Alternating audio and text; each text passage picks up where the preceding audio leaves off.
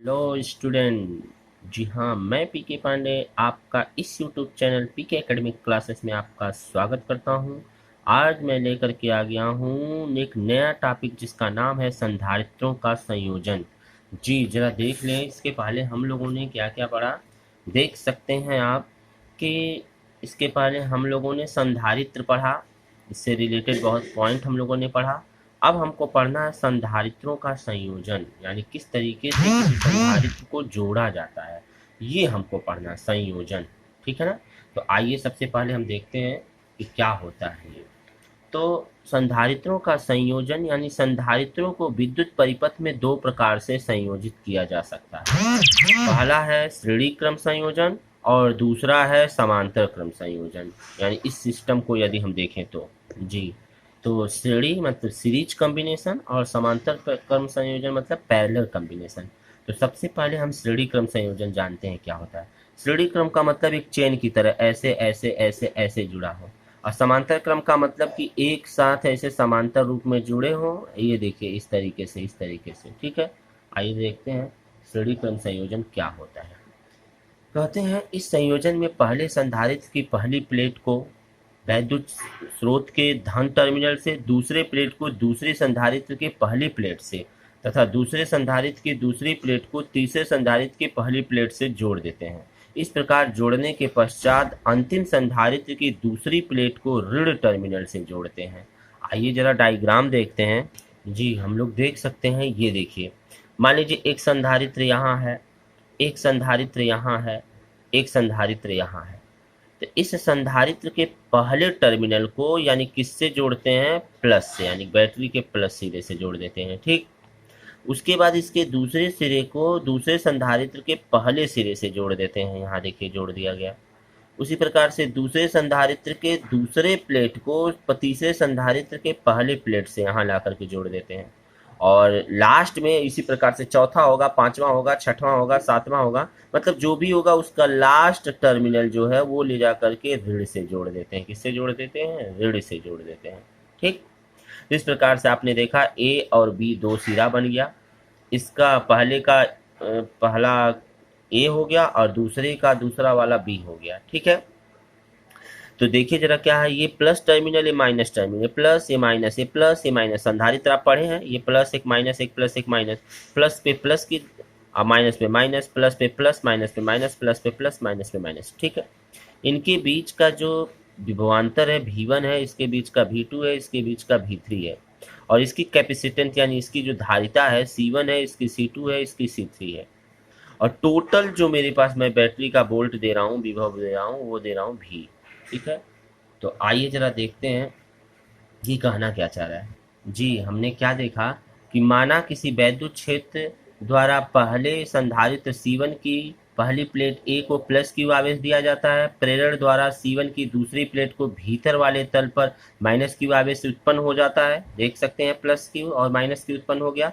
उस प्रकार से दूसरा स्वतंत्र आवेश प्लस क्यू दूसरे संधारित्र C2 की पहली प्लेट पर चला जाता है। इस प्रकार श्रेणी क्रम के सभी संधारित्र की पहली प्लेट पर प्लस क्यू आवेश तथा दूसरे प्लेट पर माइनस क्यू आवेश उत्पन्न होता है। जो ही जोड़ेंगे तो यहाँ पॉजिटिव और इस साइड डायरेक्शन में निगेटिव हो जाएगा, और इससे फिर पॉजिटिव हो जाएगा, फिर निगेटिव, फिर पॉजिटिव, फिर निगेटिव। यानी देखने में आ रहा है कि संधारित्र की पहले प्लेट जो है वो आपका क्या है,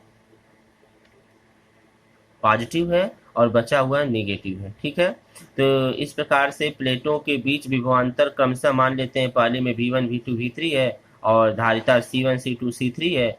इसी प्रकार से V1 V2 V3 है, तब V1 बराबर Q1 बटे C1, V2 बराबर Q2 बटे C2 तथा V3 बराबर Q2 बटे C3। धारिता क्या है, C1 C2 C3 है।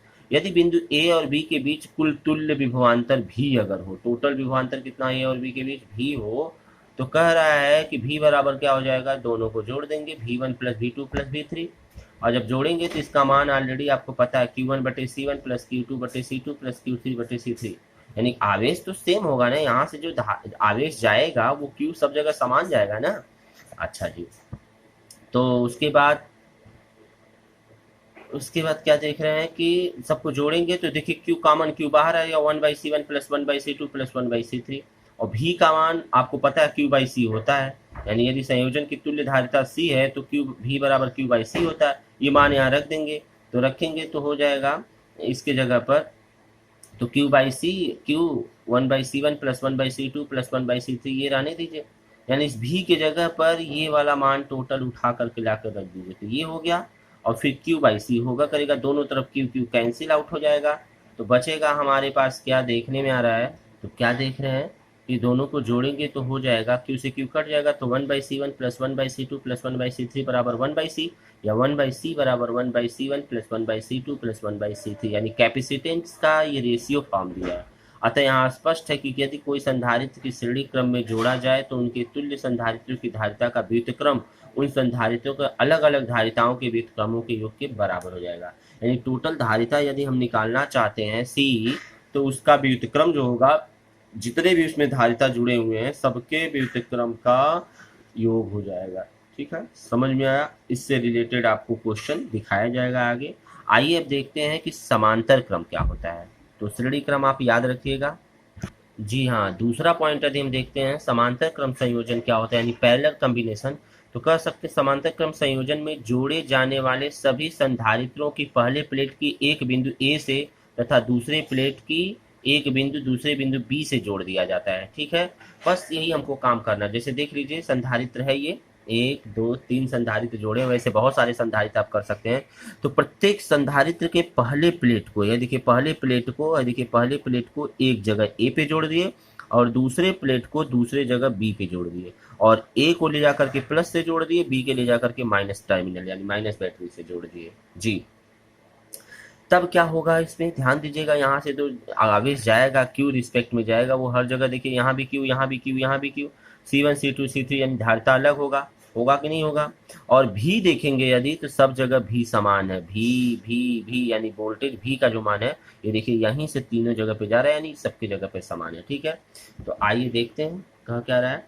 समांतर क्रम संयोजन में जोड़े जाने वाले सभी संधारित्रों की प्लेट के एक बिंदु को ए से तथा दूसरे बिंदु को बी से जोड़ देते हैं। अब चित्र में देख सकते हैं 3 संधारित्र C1 C2 C3 दिया हुआ है, को एक भी वोल्ट की बैटरी के साथ समांतर क्रम में संयोजित किया गया है। चूंकि प्रत्येक संधारित्र दो बिंदु ए व बी के मध्य संयोजित है, अतः प्रत्येक संधारित्र की प्लेट के मध्य समान विभवांतर होगा, यह तथा यह ए और बी के मध्य विभवांतर भी के समान होगा। चूंकि संधारित्र की धारिताएं जो हैं भिन्न भिन्न है, अलग अलग हैं, अतः इन आवेशों की मात्राएं भिन्न भिन्न होनी चाहिए, यानी इस पे Q1 जाएगा, इस पे Q2 जाएगा, इस पे Q3 जाएगा। तो अगर यहाँ से देखें तो अगर आवेश निकालना चाहे तो Q1 बराबर C1 भी, Q2 बराबर, हम ऐसा फार्मूला लिखेंगे जिसमें धारिता वाला हो। पिछले वाले वे में देखें श्रेणी क्रम में भी धारिता था, यहाँ भी देखिए धारिता, तो जिसकी जरूरत हो वही रखेंगे। तो Q1 बराबर C1 भी, Q2 बराबर C2 भी और Q3 बराबर C3 भी, यानी पहले में जो आवेश है वो C1 भी, यानी धारिता C1 है और इसमें वोल्ट क्या है, विभव क्या है, विभवांतर क्या है, भी है। यहाँ भी, यहाँ भी, सब जगह समान है, देखिए सब जगह भी समान है। यदि बिंदु ए पर प्रभावित कुल आवेश Q हो तो Q बराबर क्या हो जाएगा, सबको जोड़ देंगे, यानी Q1 plus Q2 plus Q3 हो जाएगा। अब यदि संयोजन की कुल तुल्य धारिता मान लेते हैं Q बराबर C भी है, तो यहाँ Q की जगह पर ये मान उठा कर लाकर रख दीजिए यहाँ पर, तो देखिए Q1 plus Q2 plus Q3 समीकरण 1 से बराबर इसकी जगह C भी। अब ध्यान दीजिएगा Q का मान हो C1 भी प्लस C2 भी प्लस C3 भी बराबर C भी से भी, पहले भी दोनों में सब में कॉमन है, कॉमन हो जाएगा, भी इधर भी इधर भी, दोनों कैंसिल आउट हो जाएगा, तो बचेगा C1 plus C2 plus C3 बराबर C, या हो जाएगा C बराबर C1 plus C2 plus C3, ये हो जाएगा। यानी कि क्या देखने में आ रहा होगा कि समांतर क्रम में कैपेसिटेंस एक दूसरे से जुड़ते हैं, यानी स्पष्ट यहाँ से क्या हो रहा है कि समांतर क्रम में जुड़े हुए संधारित्रों की तुल्य धारिता उनके पृथक पृथक धारिताओं के योग के क्या होते हैं, बराबर होते हैं। पृथक पृथक मतलब अलग अलग धारिताओं के योग के बराबर होती है। तो यहाँ देखिए इसको सब अलग अलग किए गए, और वहां पर क्या था 1/C बराबर 1/C1 प्लस 1/C2, वहां व्युत्क्रम का योग था, यहाँ सीधे समान जनरल रूप में इनका योग किया गया है। ठीक है, अब हम इनसे रिलेटेड कुछ एग्जाम्पल देखेंगे। जी हाँ, एग्जाम्पल की चर्चा करते हैं। करा दिए गए चित्र में ए और बी बिंदुओं के बीच तुल्य धारिता ज्ञात कीजिए, यानी ए और बी के बीच। सबसे पहले ये देखिए कैसे दिया है, इसने श्रेणी भी दिया है और समांतर भी दिया है। तो आपको देखने में क्या आ रहा होगा, ये जो बीच वाला पोर्शन है तो ये रहने दीजिए, ये एक साथ है, देखिए इसका पहला और इसका पहला यहाँ जुड़ा है, इसका पहला और इसका दूसरा बी पे जुड़ा है। तो सबसे पहले दिए गए परिपथ को समायोजित बीट स्टोन सेट के अनुसार यदि हम करेंगे तो विकर्ण में लगे 2 माइक्रोफैरेड का संधारित्र प्रवाहहीन, यानी जो बीच में रहता है प्रवाहहीन हो जाएगा। ये भी 2 माइक्रोफैरेड है, ये भी 2 माइक्रोफैरेड है, ये भी 2 माइक्रोफैरेड है, ये भी 2 माइक्रोफैरेड। तो देखिए सबसे पहले इनका संयोजन हमने इस तरीके से कर दिया, ठीक है, इसको बीच में कर दिया। तो देख सकते हैं इसका पहला और इसका पहला एक साथ जुड़ गया है, इसका दूसरा यहाँ देखिए। तो एक कहने का मतलब अगर ये प्रवाहहीन रहेगा तो इनको ऊपर वाले को एक साथ पकड़ेंगे, यानी देख लीजिए कह क्या रहा है। अतः ए सी व सी बी में लगे, यानी ए सी और सी बी में लगे 2 माइक्रोफैरेड के श्रेणी क्रम संयोजन की धारिता अगर मान लेते हैं सी डैश हो तो ध्यान दीजिए क्या कह रहा है कि यह आपका श्रेणी क्रम संयोजन हो जाए। देखिए इसका पहला यहाँ जुड़ा है, दूसरा इसके दूसरे पार्ट से जुड़ा, पहले पार्ट से जुड़ा, फिर इसका दूसरा, यानी ऊपर वाला श्रेणी क्रम दिख रहा है, ऊपर वाला श्रेणी क्रम और नीचे वाला भी श्रेणी क्रम बन जाएगा, ठीक है। तो सबसे पहले इसको करेंगे तो 1/c, मान ली इसकी धारिता क्या है, सी डैश है, तो 1/c डैश बराबर इनको जोड़ेंगे क्योंकि श्रेणी क्रम में है तो 1/2 प्लस 1/2, 1/2 प्लस 1/2 हो जाएगा। तो 1/2 मतलब मिल करके कितना हो जाएगा, देख सकते हैं 1 हो जाएगा, क्योंकि नीचे का जो एलसीएम है 2 हो जाएगा, ऊपर वाला 1 2 हो जाएगा, ठीक है। तो 2 2 कट जाएगा तो आ जाएगा 1 माइक्रोफैरेड, यानी कि अगर सी डैश निकालेंगे तो पलट जाएगा, 1/1 पलटेगा तो भी 1 ही रहेगा। इसी प्रकार से अगर एडी व डीबी में लगे 2 माइक्रोफैरेड श्रेणी क्रम में, अब एडी और डीबी ये भी श्रेणी क्रम में जुड़े हैं, तो इसका भी निकालेंगे तो मान लेते हैं इसकी धारिता क्या है, सी डबल डैश है, इसका भी निकालेंगे इसी तरीके से, तो इसका भी 1 माइक्रोफैरेड आएगा।